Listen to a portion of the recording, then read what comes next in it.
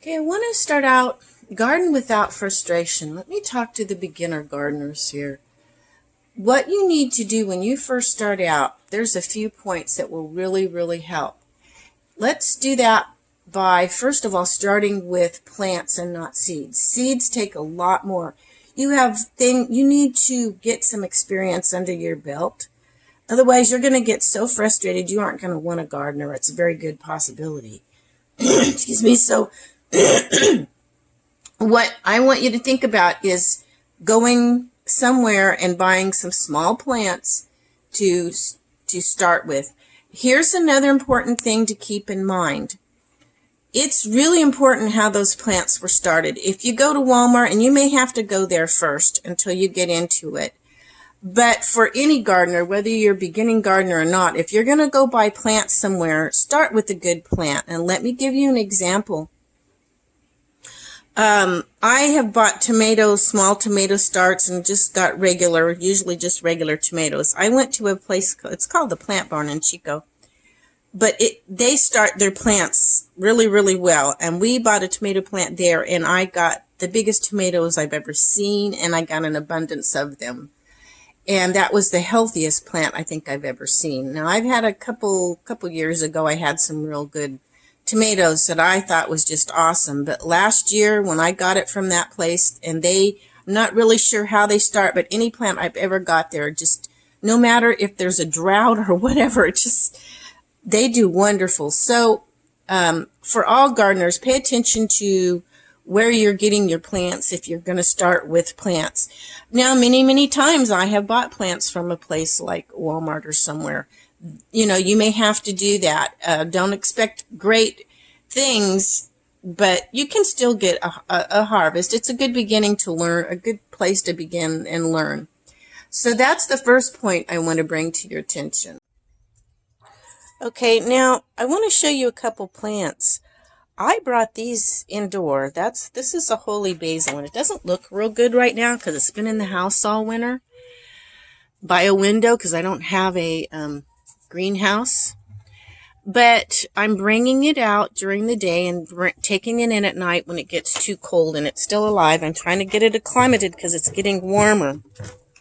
Also, this is some purple basil, and it almost didn't make it in the house, but it is coming back out, thankfully, because it's warmer. It's warm in my climate earlier. It's a very touchy plant. Basil doesn't handle cold well at all. Peppers usually don't. This one here is a hot pepper. I also was bringing it in. And the neat thing is, because I have been doing this for several years with a few plants, and that way they're giving off fruit way early before my young plants even think about giving off fruit. So I have some before the others actually come into play. Now, I also have this purple bell plant here. This is 2 years old. Last year, I brought it out of the house, and it looked kind of like this, but it leafed out and gave me more bell peppers than I've ever seen.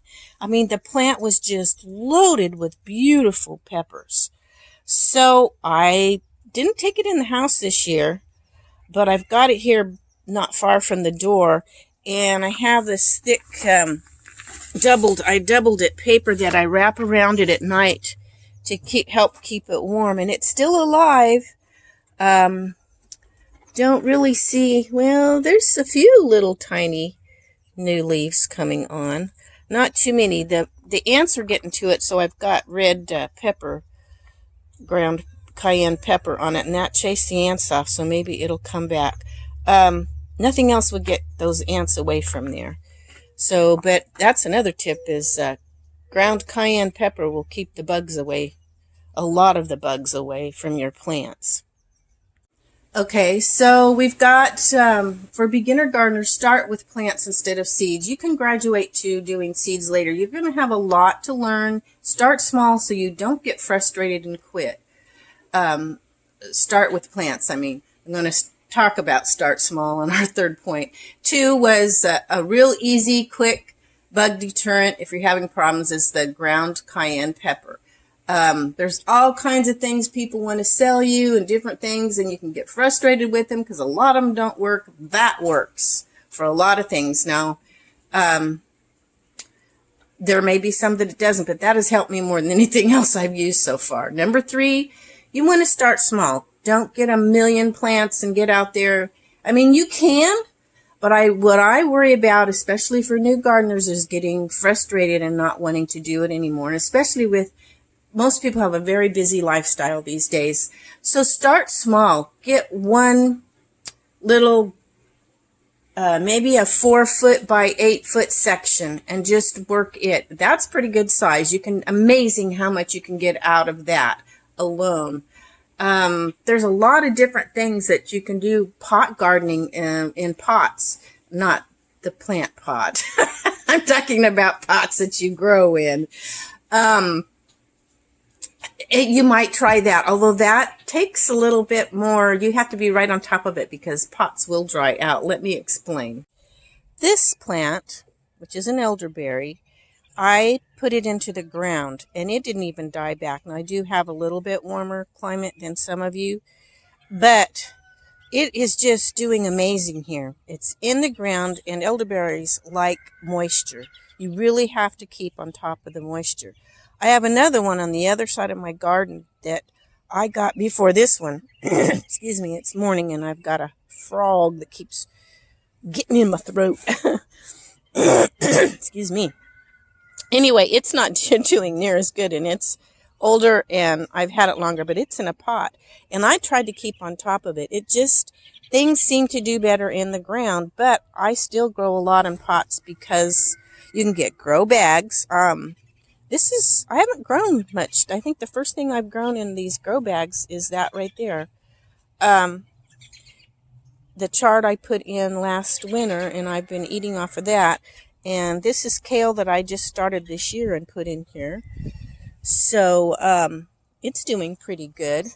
But as you can see, I've got a lot of different types of pots, and I put some weed blocker down underneath. I have a real problem with bad weeds here. So this is kind of a little bit about the pots. Now this over here, it's not real pretty, but it's an olive. It's an old olive bin I was able to get because the bottom was rotted out of it. Okay, I got a few of those around here. When I first moved in here, I just started with these 2 and 1 more over there, and then the next year I got 3 more and added a little walkway into it. You build. Every year you build. Now, I've lived different places and I've gardened a lot through my life, but every place is different. Your soil's going to be different. The sun coming in, your microclimates that you build, and you'll learn more about that later as you go if you're a beginning gardener, you will build upon. But the next year I put these together and put little gates in because I had chickens that got in and just they're free range and they just tear everything up. You wouldn't believe how much stuff I can grow just in these old olive bins. Like I said, they're not the prettiest, but let me tell you, you can get some food out of them. So, yeah, there's different things that you can grow in. I also grew in the ground last year. It wasn't very good over where I've got my chickens over there and duck in the distance. I grew some stuff. I got some small cobs and it was good for my corn, and I got a few black-eyed peas, but the ground's just not been prepared there real well. So I let my chickens in there to help dig it up and manure it, and I poured chicken manure on stuff, just fight to get anything out of it. So, I mean, sometimes it's hard. You have to prepare the ground. That's coming up to our next point. The next point is prepare your soil. Now, if you just go out and throw plants in the ground or seeds or whatever without preparing your soil, you're going to get frustrated because you're not going to get a whole lot. The soil has a lot to do with the health of your plants and how much fruit you're going to get from your plants. So let's take a look at something. Hold on.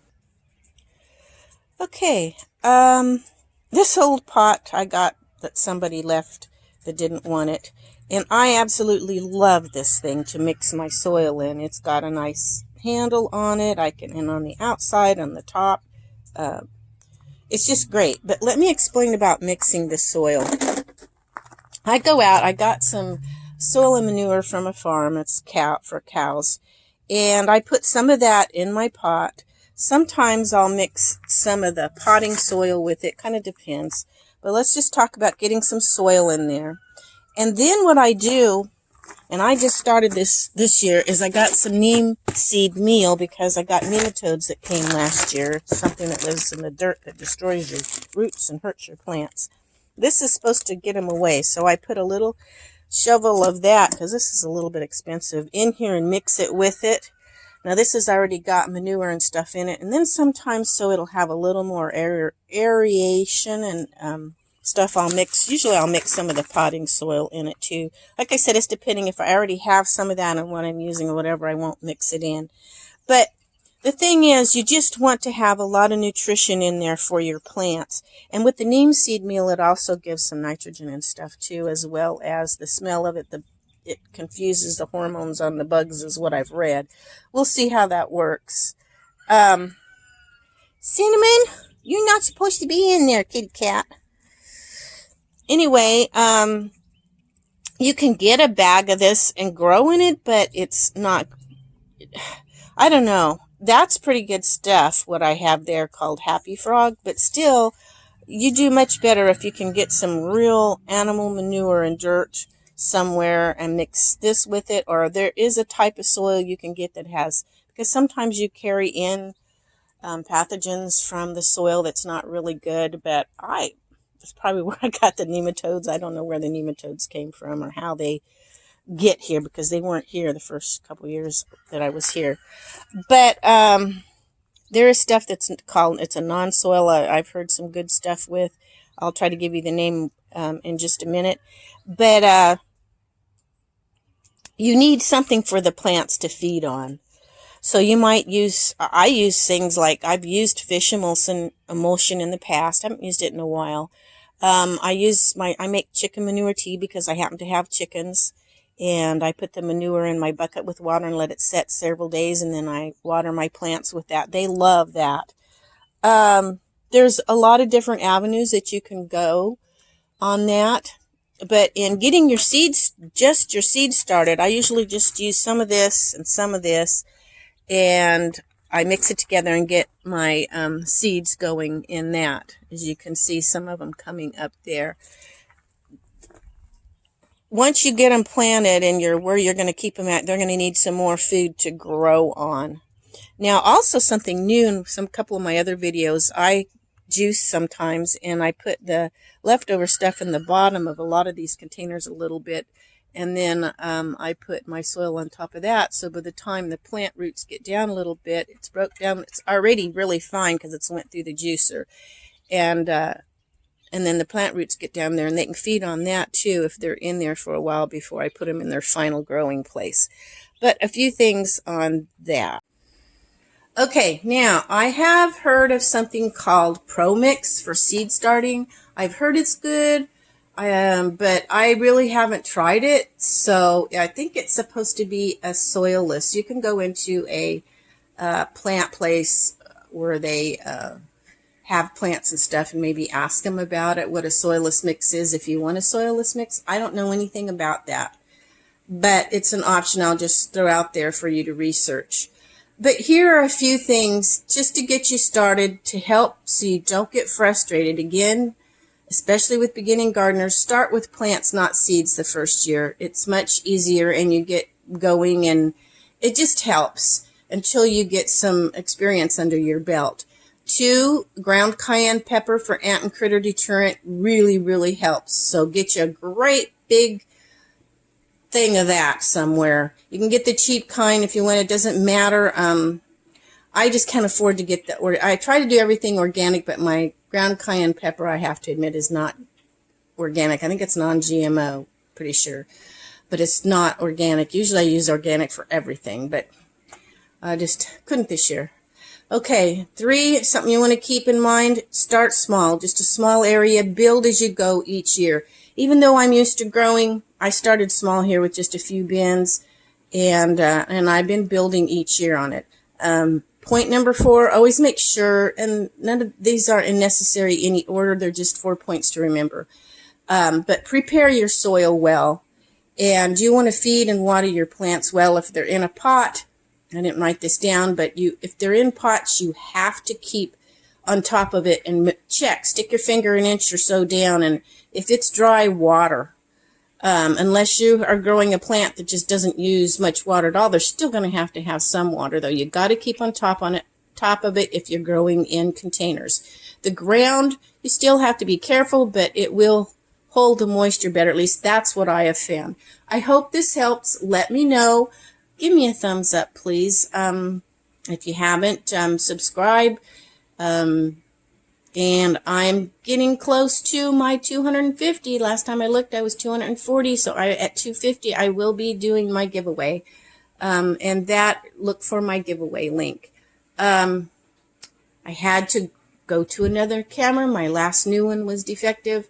This one is supposed to be top of the line, killing me to pay for it, but at least hopefully we'll have a better camera. I just have to learn how to use it, and it's a lot more stuff on it, and I haven't a clue what it all is. But folks, hopefully I'll get this out to you, and I hope you have a great day. Bye-bye now.